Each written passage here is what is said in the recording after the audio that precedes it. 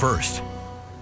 They fought for our country and they fought for our freedom. And tonight we continue to share their stories in our special series, Veterans Voices. Tonight, Alicia Huck introduces us to Brandi Hardy, formerly Brandi Jude, who served in the United States Army.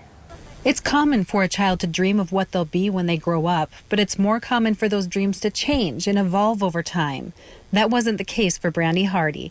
After drill training and trying out some MREs with her uncle, who was in the military, she knew. But I was like sold. I was going to be in the infantry. I was like hardcore about it from 9 years old on. Brandi fast-tracked her way to the Army, graduating from high school in December of her senior year, then off to advanced individual training.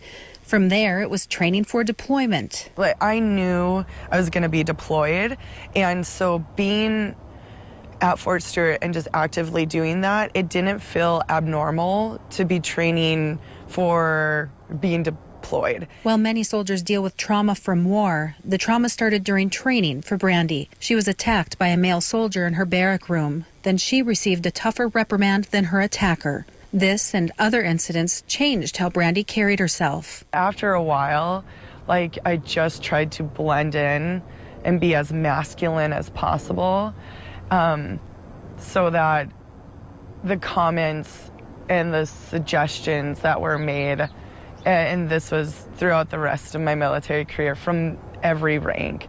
Brandi was deployed to Baghdad, Iraq in 2005, just 2 weeks after her 19th birthday, and she was ready. I always make the joke that for my birthday gift, I got to fly in a Black Hawk. Brandi says she learned a lot about herself in Iraq. There were good memories with good friends, but there was also tragedy. An ID had killed one of our lieutenants, and one of our one of the sergeants, they had died, and I remember sitting next to my battle, and the lieutenant's blood was like on his frag vest, and just sitting there and consoling him. It was in the middle of the night sometime, so probably like 2, 3 in the morning, super odd, and we just sat on this picnic table, and that was it. We just sat there and absorbed the moment, absorbed the shock, because it really was like he's gone, and you just sit there.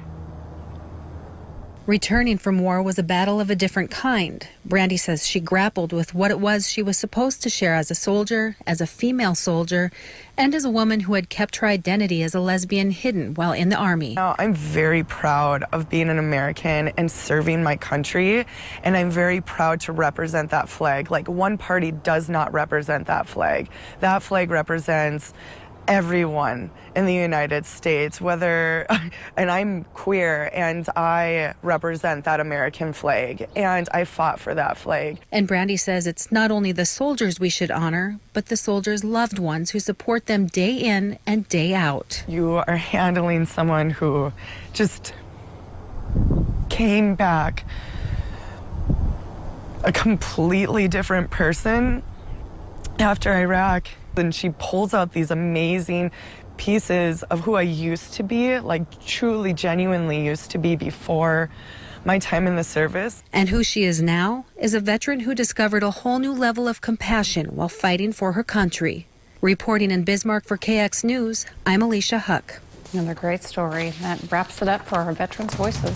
Stay with us. Still to come on KX News.